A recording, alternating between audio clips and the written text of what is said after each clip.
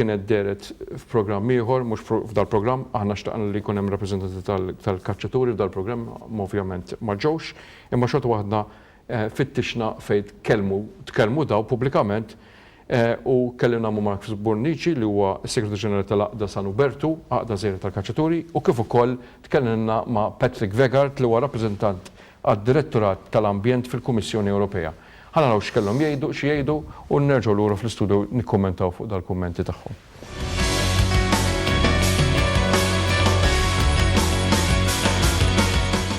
Fl-ebda pajjiż fejn issir il-kaċċa m'hemmx illegalitajiet, huwa fatt ipprovat li fil-Ġermanja, l-Ingilterra, l-Italja, kwalunkwe pajjiż li huwa fl-Ewropa hemm kaċċa illegali.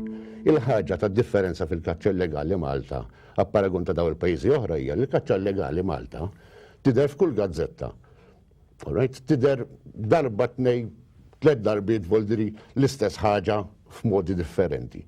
Tiġi imxandra mad-dinja kollha fuq il-websites min għandu interess li waqqaf il-kaċċa, għax dana ma jiġux affarijiet minn waħedhom, idir bniedem jekk taqbad fuq l-internet issib kontribuzzjonijiet minn nista' BirdLife fuq website f'New Zealand għall-argument. I think the judgment of the court is very clear that it is possible to get a derogation for spring hunting if the specific conditions are. Naħseb li s-sentenza tal-qorti iċara ħafna li hu possibbli li ġib deroga l-kaċċa fir-rebbija jekk tilħaq ċerti kundizzjonijiet speċifiċi. Naħseb li l-mistoqsija dik jekk il-kaċċa fir-rebbija hijiex possibbli mhux biss f'Malta iżda fil-bqija tal-Istati membri li jridu jimxu mal-kundizzjonijiet tal-artiklu 9 tad-Direttiva tal-Asafar. U s'issa l-ebda stat membru ieħor ma rnexxielu jġib deroga l-kaċċa fir-rebbija li hija indikazzjoni ta' kemm hija diffiċli. Naħseb li kienet proċess ta' tagħlim minn żmien l-adeżjoni bħalma kienet għal stati membri oħrajn. L-awtoritajiet Maltin femmu ċarament x'inhuma l-obbligi li jaqgħu taħt id-Direttiva tal-Asafar. F'dak is-sens ma kienux differenti mill-bqija tal-pajjiżi li daħlu fl-Unjoni Ewropea fl-2004.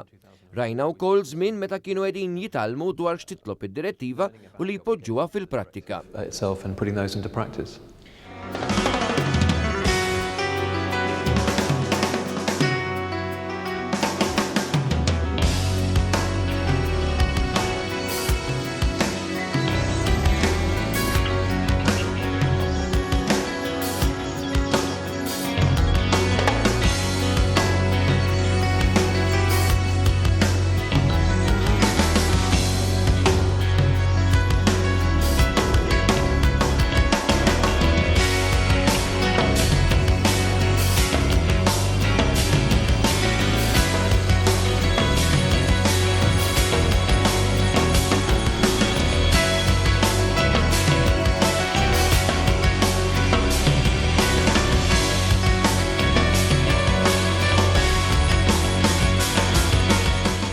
Hemmhekk kellna żewġ kummenti Mark Burnici minn l-Aqda San Ubertu Kaċċaturi u minn Patrick Vegard mill-Kummissjoni Ewropea.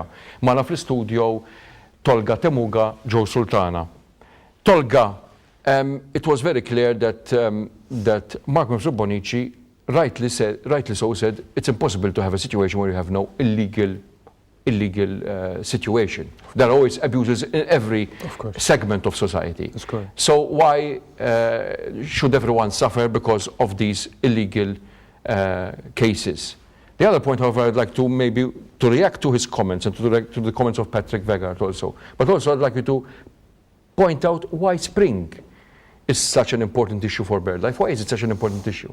In fact, Mark Burnici's reference to illegalities is about the spring hunting he is talking about, but he is, I think, misleading the public there because spring hunting is not banned in the European Union because of illegal hunting or killing of protected birds.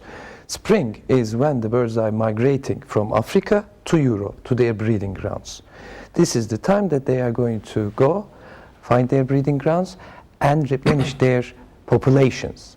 And therefore, all the hunting federations in Europe, bird conservation organizations, and the European Commission agrees that shooting wild birds just before they breed is unsustainable because that's not rocket science. If you shoot them before they double their numbers, then you will have less and less birds every year. Simple as that. Now, illegal hunting is part of the scenario, and it's not only limited to that. Furthermore, what Mr. Mark Bonici was saying is that here in Malta, the illegality is, for some reason, is amplified. I think this is what he was saying. Well, it is not true, because illegal hunting happens everywhere, in the UK as well. And when this happens, BirdLife Partner in the UK manages to put the story on the British papers as well. However, the scale of illegal activities in terms of hunting and trapping in Malta is overwhelming, is unprecedented. Nowhere in Europe you will see a situation that you witness in Malta.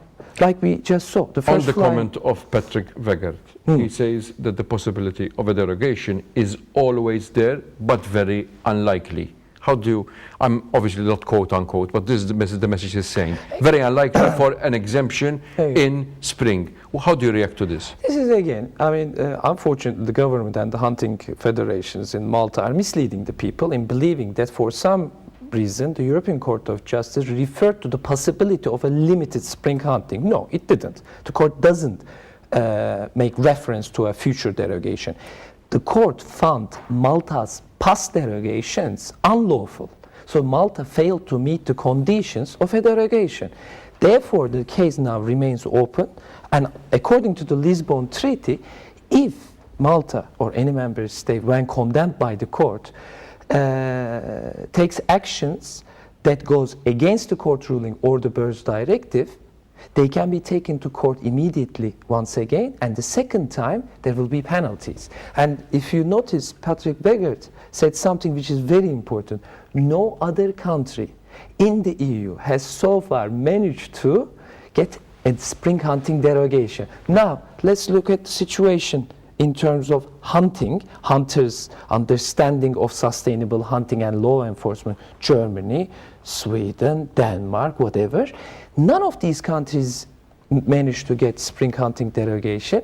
Malta is already condemned by the European Court of Justice. And do you think that Malta, which nothing has changed since the last derogation, Malta will miraculously manage to get a derogation? No, it won't. Okay, I will come to this later, but l-ewwel ġew xtaqt nitkellem fuq l-importanza tar-rebbija. L-importanza tar-rebbija ir-rebbija fil-kuntest ekoloġiku.